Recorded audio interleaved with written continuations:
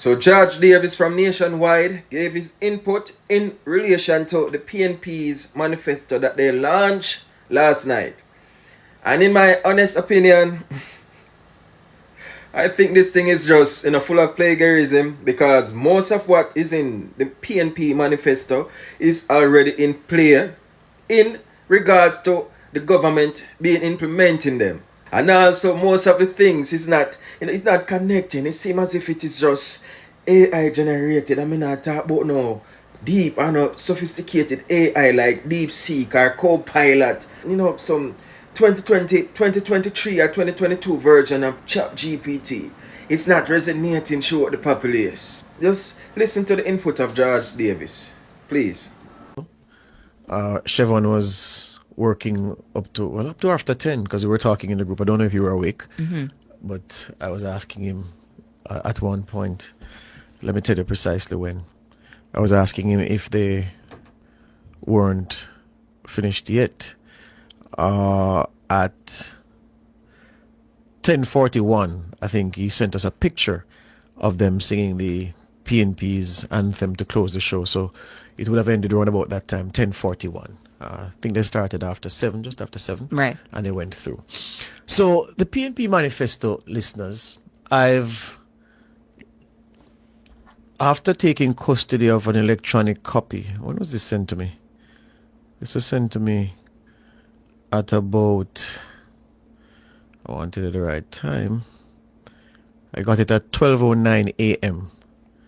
from one of my brethren in the party. Clearly can't see who, because whatever beat up that man. You understand? 12:09 a.m. I got my electronic copy, and when I got up, I took a read, and I've been leafing through in the time I've had this morning, which is not much because we have news and everything. So I've been attending to several things, but I've looked through, and my preliminary look on this PNP manifesto, which runs for 30 pages, the PDF version, the online version that I have.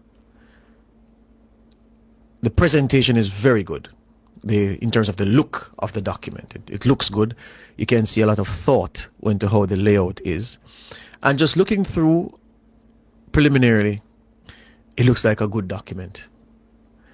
It does look like a good document. Their mission Jamaica Love. So what they've done, as Chevron would have explained in his rap, the news story we carried at 6, J, justice for all, the J in Jamaica. The A, access to quality education. M, modern infrastructure. A, agriculture and food security. I, innovation and industry. C, care for the vulnerable and health services. A, accountability in governance. And then love, Jamaica Love. So that's Jamaica. Love, land, housing and ownership. O, opportunity for youth. V, violence prevention and safer communities.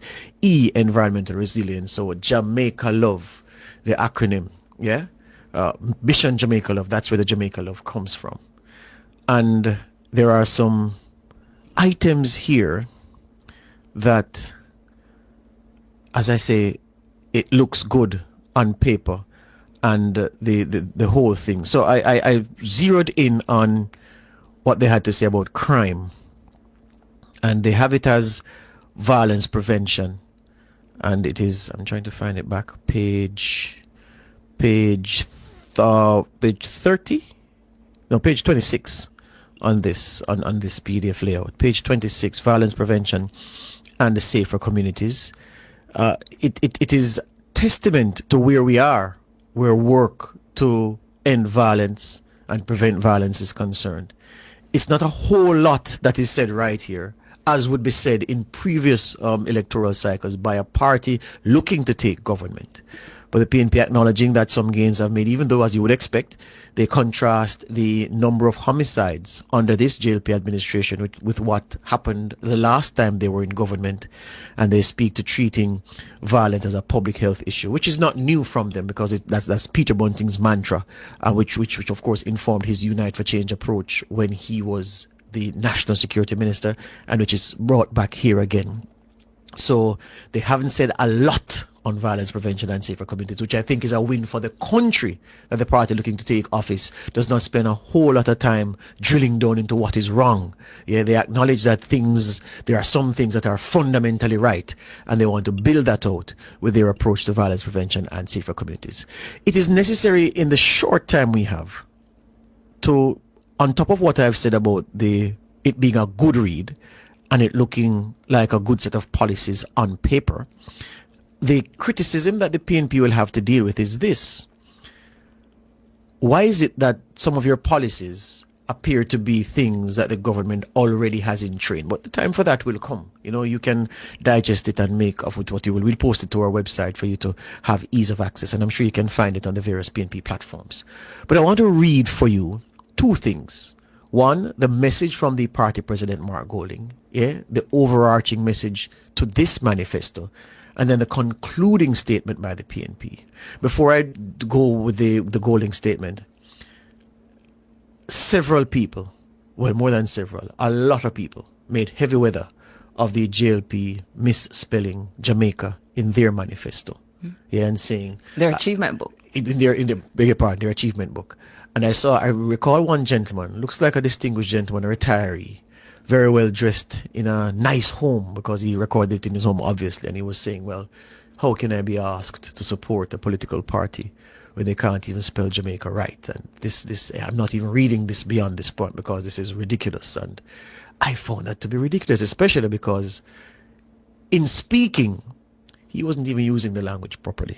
Yeah, so I said, but look at you talking about things spelled right, you can't talk English good. But a lot was made of that one spelling error. I can tell you before you go that there are spelling errors in these. Yeah, there are a few. And at least one senior member of the PNP says that they'll make the corrections in the online version that they'll release in a mass way later on this day. So there are those, but it's a printer's devil. And I thought that it was rather silly of those to dwell on Jamaica not being spelled correctly in the JLP's achievement book. And anybody who makes a song and dance about the errors here in spelling, churches wasn't spelled correctly, participatory, within, strengthening, just some of the words that were misspelled here, you won't get any time from me, because it's a printer's devil. It's much of muchness, if you ask me. The opposition leaders, the PNP president's message, he says, Jamaica stands at a decisive moment in our journey of nationhood. The People's National Party team is ready for the mission ahead, and I am honored to be entrusted with the historic task of leadership. I respectfully seek your support and pledge to respect it by working hard and honestly for you every single day, says Mark Golding. While the macroeconomic numbers have improved steadily since 2013 due to bipartisan commitment to a sustained program of fiscal reforms, the daily reality faced by our people is very different. Wages cannot stretch. Prices rise daily. Basic public services are substandard. Young people have too few opportunities, and communities across our country are trapped in poverty, crime, and neglect. Stability in the public finances without quality of life for the people is not prosperity, and is why the people are clamoring for change. Mark Golding continues, we understand both the progress and the pain because we have walked this road with you. We were the architects of Jamaica's celebrated macroeconomic reforms, from the key elements of the fiscal responsibility framework to the modernization of the revenue system, bringing the nation's debt under control and allowing a regime of inflation targeting to be introduced. Prior to that, our party initiated the fundamental social reforms that decolonized Jamaican society and created lasting programs like PATH for our most vulnerable, the National Health Fund to support affordable health care, and JADEP for our seniors.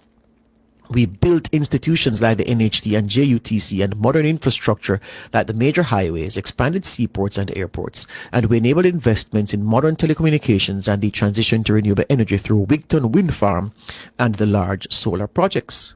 But the benefits of national development, Mark Golding says, have not reached far enough. Interior roads in every parish are in deplorable condition. Many communities do not have access to water in their homes. Urban blight and decay plague our cities, while rural Jamaica has been left behind. Farm roads are impassable, irrigation is inadequate and outdated, and farmers lack the tools, machinery, and support systems to produce and prosper. This manifesto, the PNP president says, is our plan for a new chapter built on our vision, Jamaica Love. It stands on 10 pillars, and I gave you the pillars already, so I saved time by skipping those. He says these pillars are a compass. They will guide us to invest in people, close the gaps between uptown and downtown, between tourism zones and rural parishes, between the well-connected few who thrive while the majority feel neglected and dejected. We will protect economic stability and leverage it into inclusive and sustainable growth, creating a new era of opportunities for those who are now excluded from prosperity while tackling corruption and the abuse of power in governance. Jamaica, time come to lift our country higher and build a future that belongs to all of us. Let us take this journey together. So that's the message from the comrade leader in this manifesto that the PNP presented last evening at a long get-together at the Pegasus Hotel. They wanted to take the time to go into the details. The conclusion now, I'll read for you what the conclusion to the manifesto says. It says, Jamaica is at a crossroads. 63 years after political independence, we remain a society marked by stark class and color inequality. To continue down the path is to court disaster, a disaster that will eat away at our social fabric. Time come now. Well, there's an odd way that they've written the conclusion, but I'm reading it this way. Time come. Now come to change course. Time come. Now come to build a different Jamaica. One in which all social groups work together to create a nation where there is economic opportunity for all, respect and dignity for all, and a justice system that treats every person the same, no matter who they are or where they live. Time come. Now come to reform apartheid education system that leaves too many students unprepared for the demands of the modern world, unable to make a decent living, and without a deep understanding of our history and rich culture. Time come, now come to feed ourselves, to create the conditions for true food security. Time come, now come for workers to be treated like human beings. Time come, now come for corruption to stop. Time come, now come for we the people to have a regular say over the things that impact our lives and to hold those we elect accountable. Time come, now come for a better health system that puts the patient first. Time come, now come for every Jamaican who dreams of owning a home to have a real chance to do so. Time come, now come for our creative talent to unleash its full potential upon the world. Time come, now come for Jamaica to be nice for everybody, not just for a few. Time come, now come for a new Jamaica. Time come, now come to vote for the People's National Party, the party of change. So, Mark Golding's message, then the concluding message in the PNP's manifesto. One of the criticisms it will face is that, well, several of the things you say here are already in train. It will also be told that the problem is your record in office. The fact is, Mark Golding has never been Prime Minister before. So the country has never seen his hand on the wheel, guiding policy, setting standards, and ensuring that the work of government is done to the benefit of the people, done efficiently, public resources are used smartly, and that the country is at the foremost of everything the government does. We've never seen Golding's hand on the wheel with a chance to do that. So that's what the PNP, I'm sure, will say, well, this is what we're committing to you. But the overhanging problem will be that, if I came from space and read the manifesto, I'd be very impressed with the party's vision. But the problem is the party's record in governance. The problem is the party, some of the people from the party who are positioned to serve as ministers to ensure that this vision materializes. Those are the problems. And also the problem is your form and posture on the campaign trail, the things that have been said and done. They will have to deal with those accusations, those pointers as to say, well, why should I believe this when I've seen you in action, when I've heard you speak day to day, and you don't give me the confidence that is transmitted in this document. But for the document itself, I think it's a good manifesto. I think it's comprehensive in terms of the issues that are important to our people and the approach. And the manifesto is big on approach. For every section, they say, okay, what's our approach? Our approach is this, that, that. And they adumbrate the points that they'll touch under their approach. I mean, just to set them out, yeah? That's what they've done. So I commit it to you. Give it a read, because it's only then that you can determine if in choosing Jamaica, you're choosing something better. Or you may read it and say, well, time come indeed to make a change, because what this PNP team is setting out to do, that's where I want my country to go. Don't be like those who will not read it and then criticize them same way. Read it, so at least you have a basis for criticism, you have a basis for acceptance, or you have a basis to reject and say, no, I have no reason to change course. But give it a read, because I think it'll be worth your time to understand what the PNP wants to do and how it intends to approach doing same.